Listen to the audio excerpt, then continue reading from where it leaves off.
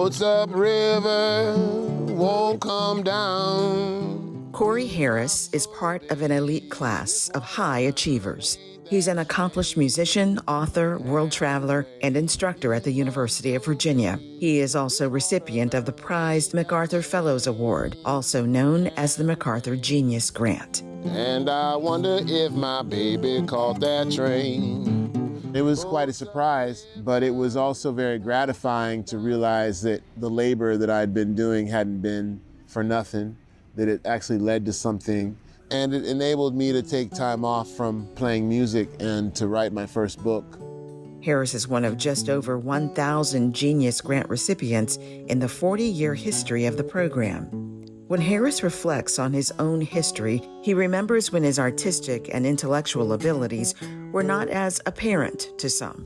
I went to a suburban school where I was one of very few black children. And so very early on, the teacher, without even assessing me or speaking with me, she was saying that I would be put in the section for the children who were slower, I guess you should say. After the teacher had already pegged me as being someone in need of like this remedial help, it turned out that I was the only student who could read in the whole class. Harris went on to be identified in late elementary school as a gifted student, due in part to the encouragement and advocacy of his mother and stepfather, who were both educators. His experience has been repeated throughout the country for as long as there's been a system of education. One estimate suggests as many as 75% of black children who are, in fact, gifted are never identified. Across the grounds from where Harris studies and teaches, Tanya Moon has been at work for decades studying issues related to inequities in gifted education and looking at the persistent black-white achievement gap from a research perspective. I try not to do a lot of condemnation of teachers because they have a hard job. But the reality of it is that teachers are humans and that they actually can have low expectations for kids, intentional or unintentional. Most often it is unintentional, but those things do play into then what happens in classrooms. Moon says that the same implicit biases that exist in society as a whole will necessarily appear in school settings.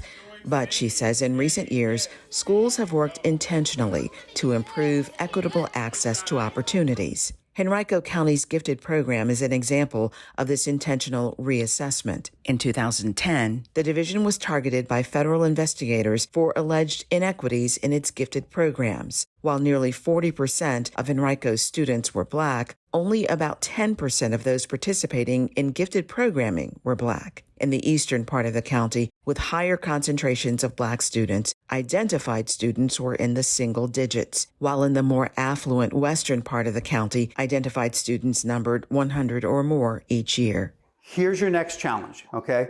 I want you to try and code something that uses force. Prior to that investigation, Henrico had already begun making changes to bring greater equity to gifted referral, identification, and participation.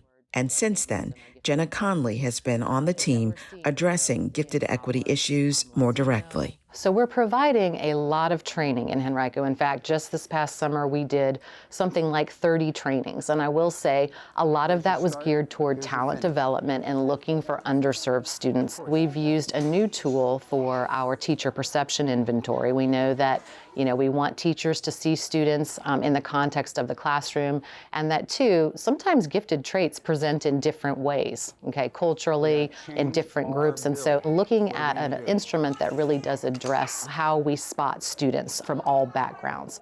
Giftedness is not considered an achievement status, but rather relates to innate needs and abilities of learners.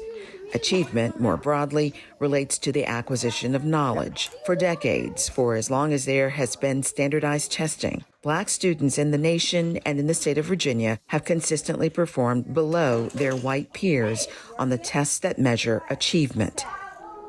Would you like to have a try? LaShawn Payton says low expectations are a factor in this regard as well. Her experience is consistent with studies that show teachers, mostly white women, tend to have lower expectations for students with more ethnic names.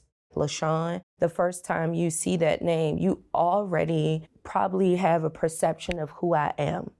You probably already made up in your mind that she's not gonna learn anything, she's not gonna be capable of anything. Sometimes those things were said to me as a child growing up in the education system. Payton has come a long way to the professional life she's chosen.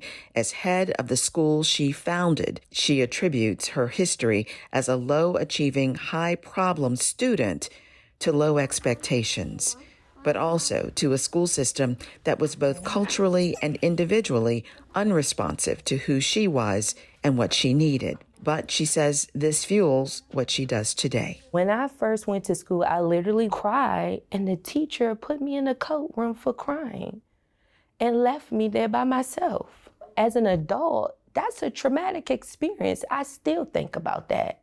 Cedric Jennings is also an educator, a professor at Northern Virginia Community College, and a PhD candidate at The Ohio State University. 25 years ago, Jennings was the subject of the Pulitzer Prize-winning biography, A Hope in the Unseen, by Ron Suskind. The book followed Jennings as a student struggling with achievement issues at Ballou High School in Washington, D.C. You went through some things we learned about in the book that would be challenging for anyone. Could you describe that for us? With traumatic things like in terms of evictions, that was pretty embarrassing. Walking home from school with your friends who live in the neighborhood and they see all your stuff out on the street, and then not knowing where are we going to stay tonight, or what am I going to eat tonight?